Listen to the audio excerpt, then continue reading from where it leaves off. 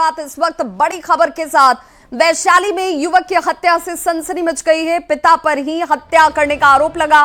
पारिवारिक कलह में हत्या की आशंका जाहिर की जा रही है। 19 साल के आदित्य तिवारी की हत्या की खबर सामने आती हुई वैशाली थाना के मदरना गांव की यह घटना है और बताया जा रहा है कि पारिवारिक कलह में हत्या की घटना को अंजाम दिया गया है। 19 साल के आदित्य तिवारी की हत्या पिता की तरफ से ही कर दी गई। वैशाली थाना के मदरना गांव की इस घटना के बाद से इलाके में सनसनी मच गई है। फिलहाल पुलिस की तरफ से इस पूरी घटना को लेकर जांच शुरू कर दी गई है। तो पिता पर ही हत्या करने का आरोप लगा है और वैशाली में युवक की हत्या के बाद से एक बार आशंका इस बात की कि पारिवारिक कलह में हत्या को अंजाम दिया गया। सीतामढ़ी से बड़ी खबर आ रही है, जहां ससुराल पहुंची युवक की संदिग्ध हालत में मौत हो गई। परिजनों ने हत्या का आरोप लगाया है। पीट कर हत्या करने का आरोप परिजनों की तरफ से लगाया गया। पत्नी और ससुराल पक्ष पर यह गंभीर आरोप परिजन ही लगा रहे हैं। अवैध संबंध के विरोध को इसके पीछे की एक बड़ी वजह बताया गया है। पुलिस ने हालांकि शव अपने कब्जे में लेकर पोस्टमार्टम के लिए भेजा। बोखड़ा थाना पुलिस फिलहाल इस पूरे मामले को लेकर जांच में जुट गई है। हर पहलू से इस मामले की जांच पड़ताल शुरू कर दी गई। पोस्टमार्टम रिपोर्ट के बाद आगे की कार्रवाई की जाएगी। पुलिस की तरफ से जो जानकारी इस वक्त सामने आती हुई। नया टोल में है वो लड़का दिसंबर पट्टी मुजफ्फरपुर हथौड़ी थाना का है और वो ससुराल में 5 दिन से था। बाहर से आया था ना, मतलब दिल्ली उल्ली कहीं रहता था, तो जो बाहर से आया था डायरेक्ट ससुराल में चला गया और ससुराल में चला गया तो आज सुबह में सूचना मिला है कि उसको वहाँ ससुराल वाला उसको मार के जो है ना रोड पे फेंक दिया था। तो फिर वहाँ से सूचना मिला कि बोखड़ा थाना सदर हॉस्पिटल में पहुँचाया है, तो हम लोग यहाँ आए हैं। खबर आरा से, जहां गजराजगंज थाना क्षेत्र में एक रिटायर्ड फौजी ने कुछ लोगों पर उनकी जमीन की 4 दीवारी को तोड़ने, सामान ले जाने और जान से मारने की धमकी देने का आरोप लगाया। पूर्व सैनिक धर्मेंद्र कुमार ओझा का यह कहना है कि उन्होंने रिटायरमेंट के बाद मिली रकम से अपनी पत्नी के नाम पर जमीन खरीदी थी। आरोप यह भी कि कुछ लोग जमीन के बदले पैसे की मांग कर रहे हैं और नहीं देने पर धमकी दी जा रही है। पीड़ित ने पहले थाने में इसकी शिकायत भी की है, लेकिन कार्रवाई नहीं होने पर अब एसपी से मिलकर न्याय और सुरक्षा की मांग लगाते ये नजर आए। दखल कब्जा में चले आ रहा था। मैं काम बनाने के लिए 2022 में गया, तब मेरे को एक चैन थे संतोष कुमार तिवारी उर्फ चैन तिवारी, स्वर्गीय शोधन तिवारी, पोस्ट चंदवा, जिला भोजपुर के भू माफिया है। ये हमको बराबर धमकी देते हैं कि या तो जमीन का पैसा दे दीजिए और नहीं तो जमीन दीजिए, आपको हम किसी भी शर्त पर बनाने नहीं देंगे। मोतिहारी से बड़ी खबर आ रही है, जहां राम जानकी मठ में बड़ी चोरी की वारदात को अंजाम दिया गया। राम सीता लक्ष्मण की मूर्ति की चोरी कर ली गई है। अष्टधातु की ये मूर्तियां बताई जा रही हैं, जिन्हें लेकर चोर फरार हो गए। मंदिर का ताला तोड़कर वारदात को अंजाम दिया गया। घटना से श्रद्धालुओं में लेकिन जबरदस्त आक्रोश नजर आ रहा है। महंत ने जल्द गिरफ्तारी की मांग की। सूचना पर फिलहाल पुलिस मौके पर पहुंची हुई है और सीसीटीवी की मदद से अब जांच इस वक्त आगे बढ़ती हुई। ताला तोड़कर ताला भी ले गए और राम जानकी सीता तीनों आदमी का धातु का मूर्ति था, लेकर चले गए।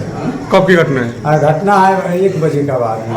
2 बजे आए हैं मंदिर को खोलने, तो ताला टूटा था, ना ताला था और ना भगवान थे।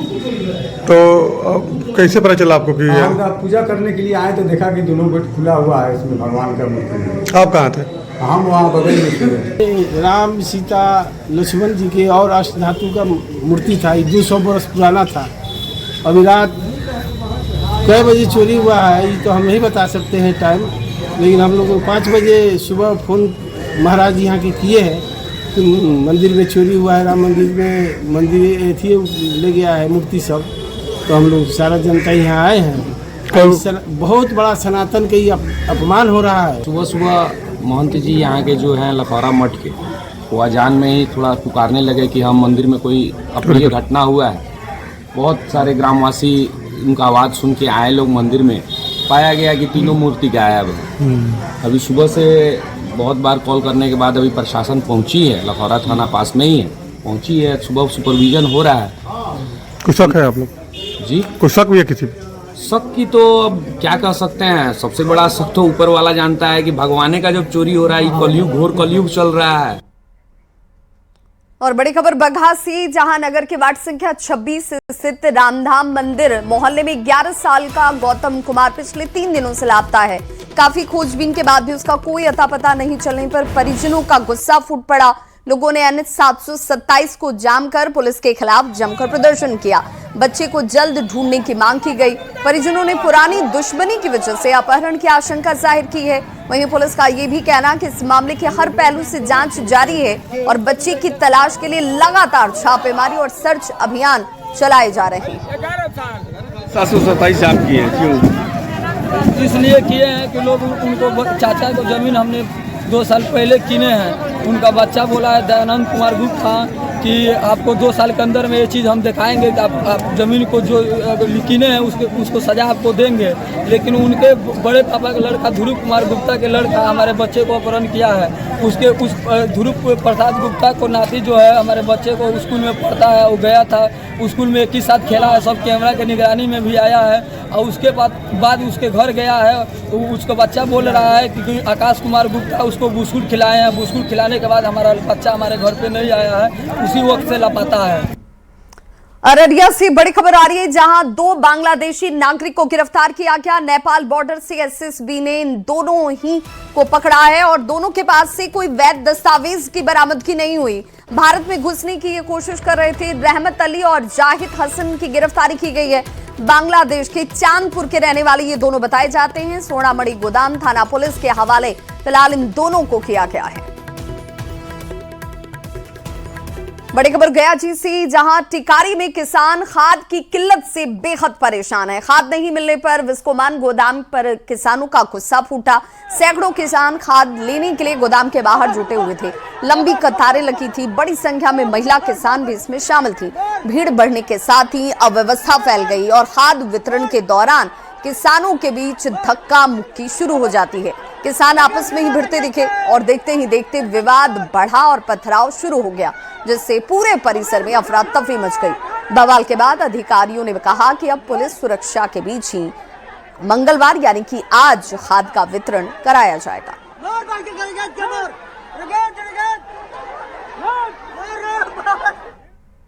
और बड़ी खबर इस वक्त आ रही है, गुणवत्तापूर्ण शिक्षा को लेकर शिक्षा विभाग की तरफ से एक बड़ी पहल की गई है। बिहार के स्कूलों में विषय के एक्सपर्ट्स का चयन किया जाएगा। 37,000 स्कूलों में 20,000 एक्सपर्ट्स का चयन होगा। पढ़ाने की शैली, सीखने और सिखाने की क्षमता इसके पीछे के बड़े आधार होंगे। 15 अगस्त तक इच्छुक शिक्षकों से आवेदन भी मांगा गया है। चयनित शिक्षकों को विभाग ट्रेनिंग देगा। बिहार समेत दूसरे राज्यों के विशेषज्ञों से मदद इसमें ली जाएगी और शिक्षकों को क्लासरूम टीचिंग के 8 मिनट का वीडियो भी बनाकर शेयर करना होगा, जिसमें माध्यमिक और उच्च माध्यमिक शिक्षक इसके पात्र होंगे। कहते हैं ना कि सदा एक दिन बराबर नहीं होते। आज बांकीपुर ने वो साबित कर दिया। बीजेपी के 30 साल की ऐतिहासिक सीट बांकीपुर विधानसभा उपचुनाव में जनसुराज के प्रशांत किशोर ने 30 दिनों के प्रचार प्रसार से पूरे समीकरण ही बदल दिए। जनसुराज का गठन करने के बाद पीके पार्टी के पहले विधायक भी बन चुके हैं। इस जीत के बाद कार्यकर्ताओं में गजब का उत्साह है।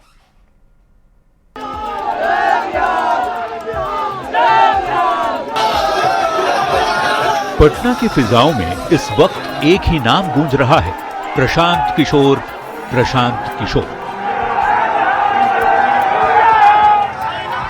नारे गूंज रहे हैं, जोश चरम पर है और समर्थकों का दावा है पीके के आगे सब फीके।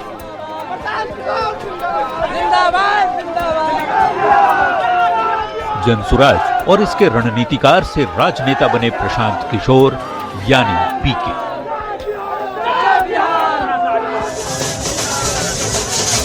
इस जश्न ने जनसुराज कार्यालय को मानो चुनावी उत्सव में बदल दिया।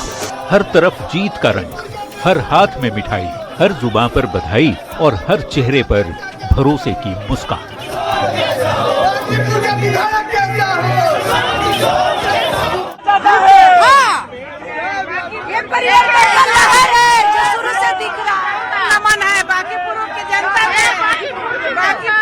जनता ने प्रशांत जी को जिताया है। बिहार की जनता ये बता दे रहे प्रधानमंत्री को मेरा सीधा मैसेज है, यही आप गद्दी छोड़। जनता को हम लोग कभी नहीं भूलेंगे। बाकी पूरी जनता ही हम लोगों को जिताने के काम किया है। उपचुनाव के नतीजों के रुझानों से ही जनसुराज कार्यालय का पारा 7वें आसमान पर पहुंच गया। जो गलियारे कभी सिर्फ चुनावी चर्चाओं से गूंजते थे, आज वो जीत के जश्न, ढोल की थाप और जीत के नारों से थर्रा रहे हैं।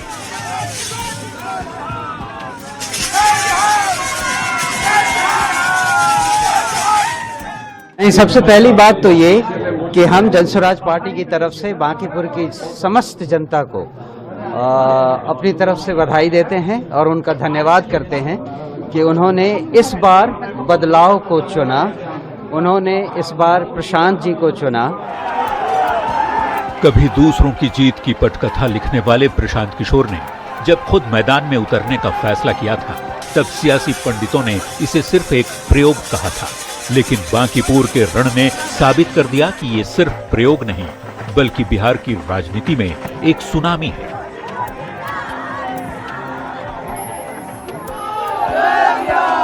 ये जनसुराज के जीत की लिखी जा रही पटकथा और कहानी है। ये पीके नहीं, धुरंधर हैं,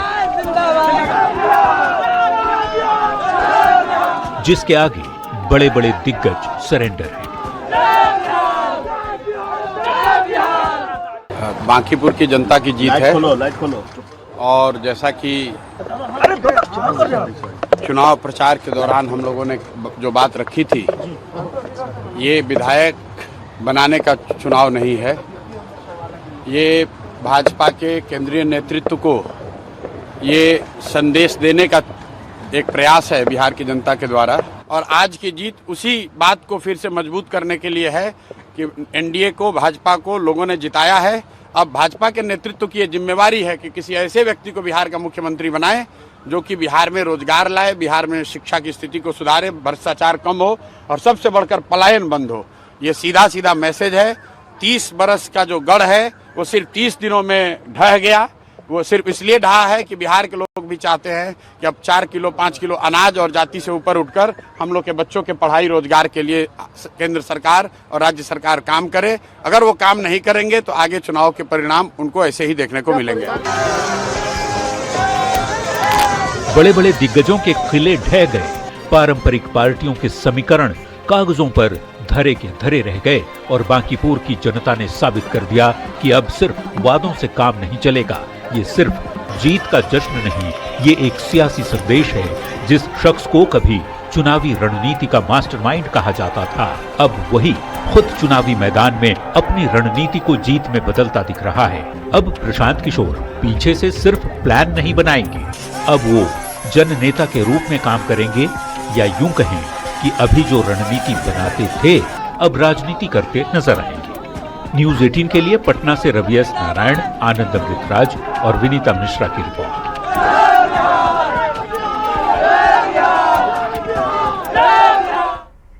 बांकीपुर उपचुनाव में बीजेपी के हार पर जेडीयू ने नसीहत दे डाली। जेडीयू विधायक श्याम रजक ने प्रशांत किशोर को बधाई देते हुए कहा कि हार की समीक्षा होनी चाहिए। बांकीपुर एनडीए का सबसे मजबूत स्तंभ था। हम अपने मूल वोटर जो दलित और पिछड़े हैं उन तक ही नहीं पहुंच सके। नीतीश कुमार ने भी अपने खराब स्वास्थ्य के बीच पूरी ईमानदारी से कोशिश की थी। समीक्षा सिर्फ ऊपरी पैमाने पर करने की जरूरत नहीं है। एनडीए का सबसे मजबूत स्तंभ था बांकीपुर, और एनडीए के हर वर्ग में, चाहे वो किसी जाति के हों, सभी के बीच उनका स्थान था। काम भी हमने किया है, काम में किसी तरह का कमी नहीं हुई है। इसके बावजूद हमारी पराजय इस बात की चिंता व्यक्त करती है कि क्या जो पटना के बांकीपुर के स्थानीय कार्यकर्ता थे उनका कितना सम्मान हुआ, उनकी कितनी भागीदारी हुई, उनकी कितनी सहभागिता हुई। और मैं तो ये कहूँगा कि आगे के दिनों में इस बात के लिए निश्चित रूप से समीक्षा करने की जरूरत होगी और निर्णय लेने की जरूरत होगी कि जिस भी क्षेत्र के जो स्थानीय कार्यकर्ता हैं वही हमारा नेता है और उसी के नेतृत्व में हम काम करें। अन्यथा बाहर से हमारे वो भी नेता हैं, लेकिन बाहर से आकर के और कार्यकर्ताओं पर थोपना, इससे भी कहीं न कहीं एक उदासीनता का माहौल होता है। इसलिए मेरा ये मानना है कि सब लोग मिल कर के नेताओं का सामंजस्य, कार्यकर्ताओं का सामंजस्य और जो एनडीए का गठबंधन था उनके भी नेताओं के साथ साथ उनके कार्यकर्ताओं का सामंजस्य, और फिर सबसे बड़ी बात है कि जो हमारा मूल जो वोटर है, मूल वोटर जो हमारा है, जो जमीन पर है, दलित पिछड़ा, उनके घरों तक हम नहीं पहुंच पाए। इसमें क्या कमी रहा, क्यों नहीं पहुंच पाए, किन लोगों के कारण हो पाया, इन सारी चीज़ों की समीक्षा करने की जरूरत है। लगता है कि नीतीश कुमार भी चुनाव प्रचार में खुलकर नहीं उतरे, सिर्फ एक बयान आया। जरूरत है कि नीतीश कुमार को भी कहीं न कहीं लेकर के लोगों के बीच में जाने की जरूरत है। लेकिन नीतीश कुमार जी ने ईमानदारी से जितना उनकी स्वास्थ्य के कारण वो उपयोग हो सकता है, उन्होंने पूरा भरपूर उपयोग करने का काम किया। सवाल सिर्फ नीतीश कुमार जी का ही नहीं है, सवाल है कि पूरे एनडीए गठबंधन को निश्चित रूप से मजबूती के साथ अब भी जरूरत है कि सबको मिलकर के सम्मेलन करने से नहीं होगा, बैठक करने से नहीं होगा, बल्कि गली गली का बना करके एनडीए का और उनके घरों तक, हम मतदाताओं के घरों तक जा करके और उनके साथ समीक्षा करने की जरूरत होगी। ये सबसे अहम सवाल है। सवाल नीतीश कुमार जी का, सवाल और सम्राट जी का नहीं है। इन लोगों ने तो ईमानदारी के साथ किया है, लेकिन जो और नेता रहे, हम नेता का मतलब श्री गठबंधन के नेता की बात नहीं कर रहे हैं, जो मिडिल क्लास के, जो मिडिल स्तर के, जो सेकेंड स्तर के जो नेता थे, उनके बीच कितना सामंजस्य हुआ, इसकी समीक्षा करने की जरूरत है। तो बांकीपुर में बीजेपी की करारी हार के बाद श्याम रजक ने जिस तरीके से बयान दिया है, उसके बाद अब सियासत इस पर गर्मा गई है। बीजेपी जहां हार की समीक्षा करने की बात कह रही है और बचाव की मुद्रा में दिखती है, तो आरजेडी ने श्याम रजक के बहाने बीजेपी और जेडीयू के रिश्ते पर सवाल उठाए हैं। बांकीपुर का उपचुनाव एक विधायक चुनने का चुनाव था, न कि कोई राजनीतिक समीकरण बदलने का चुनाव। लेकिन उसके बावजूद भारतीय जनता पार्टी अपनी हार की गहन और सूक्ष्म समीक्षा करेगी। विकास के कई कार्य करने के बावजूद हम किन बिंदुओं पर पीछे रह गए, उनकी समीक्षा की जाएगी। साथ ही साथ विपक्ष के लोगों से भी हमारा सवाल होगा कि जिस ईवीएम पर, जिस संवैधानिक संस्थाओं पर लगातार अपनी हार के बाद वो ठीकरा फोरा करते थे, क्या अब वो इस बात की माफी मांगेंगे? बांकीपुर विधानसभा उपचुनाव के परिणाम के बाद भारतीय जनता पार्टी और जनता दल यू में जो अंदर खाने नूरा कुश्ती का खेल चल रहा था, जो एक दूसरे के साथ खींचातान की स्थिति थी, उस मामले को कहीं ना कहीं पूर्व मंत्री श्याम रजक जी ने उजागर करने का काम किया है। उन्होंने स्पष्टता भारतीय जनता पार्टी को यह संदेश दिया है कि भारतीय जनता पार्टी सत्ता के अहम में और सत्ता के कारण आम लोगों से, कार्यकर्ताओं से मिल नहीं पाए। और बड़ी खबर दानापुर से आ रही है, जहां दियारा के लोगों को बड़ी सौगात, फेरी स्टीमर की आज से शुरुआत होने जा रही है। मुख्यमंत्री सम्राट चौधरी इसकी शुरुआत करते हुए नजर आएंगे। नासरीगंज घाट से हरी झंडी दिखाएगी और दियारा के लोगों को एक बड़ी सौगात जरूर है, क्योंकि उनके लिए ये आवाजाही जो है सबसे सुगम होती दिखेगी। पानापुर और दियारा तक मुफ्त यात्रा उन्हें हासिल होगी। दोपहर 12 बजे मुख्यमंत्री सम्राट चौधरी जो हैं ये सौगात देते हुए नजर आएंगे। और 4 दिन पहले ही सहकारिता मंत्री रामकृपाल यादव ने इस जहाज का जायजा भी लिया था और भरोसा दिलाया कि जल्द ही सेवा की शुरुआत भी होने वाली है। इस स्टीमर पर एक बार में 250 यात्री आसानी से सुरक्षित नदी को पार कर सकते हैं। बरसात के दिनों में नदी का जलस्तर बढ़ने के बाद पीपा पुल खोल दिया जाता है, जिससे दियारा के लोगों की परेशानी बढ़ जाती है। पिछले साल भी इस स्टीमर सेवा के सुविधा से लोग जो हैं लाभान्वित होते नजर आए थे।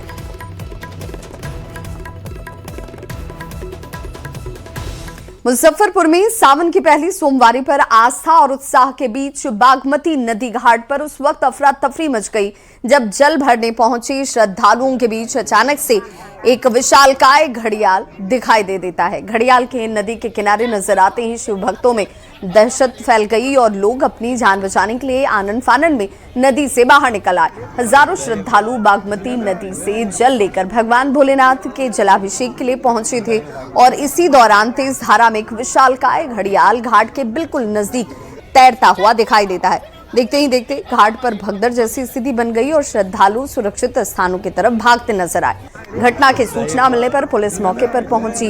नदी के किनारे सुरक्षा व्यवस्था को संभाला गया। श्रद्धालुओं को सुरक्षित दूरी पर रहने की सलाह दी गई।